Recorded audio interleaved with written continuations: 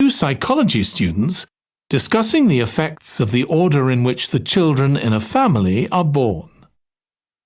First, you have some time to look at questions 21 to 26.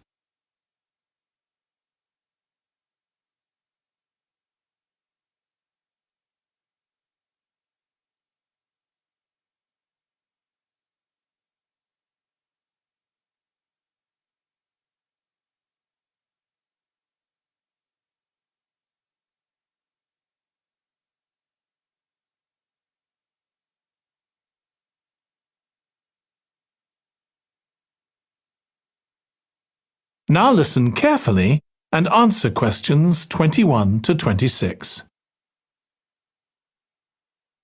Ed, how are you getting on with the reading for our presentation next week? Well, okay, Ruth, but there's so much of it. I know. I hadn't realised birth order was such a popular area of research. But the stuff on birth order and personality is mostly unreliable. From what I've been reading, a lot of the claims about how your position in the family determines certain personality traits are just stereotypes, with no robust evidence to support them. OK, but that's an interesting point. We could start by outlining what previous research has shown. There are studies going back over 100 years. Yeah, so we could just run through some of the typical traits. Like the consensus seems to be that oldest children are generally less well-adjusted, because they never get over the arrival of a younger sibling. Right, but on a positive note, some studies claim that they were thought to be good at nurturing. Certainly in the past, when people had large families, they would have been expected to look after the younger ones. There isn't such a clear picture for middle children, but one trait that a lot of the studies mention is that they are easier to get on with than older or younger siblings.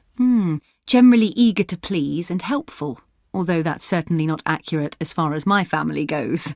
My middle brother was a nightmare, always causing fights and envious of whatever I had. As I said, none of this seems to relate to my own experience. I'm the youngest in my family, and I don't recognise myself in any of the studies I've read about. I'm supposed to have been a sociable and confident child who made friends easily, but I was actually terribly shy. Really? That's funny. There have been hundreds of studies on twins, but mostly about nurture versus nature. There was one on personality which said that a twin is likely to be quite shy in social situations because they always have their twin around to depend on for support. My cousins were like that when they were small. They were only interested in each other and found it hard to engage with other kids. They're fine now, though. Only children have had a really bad press.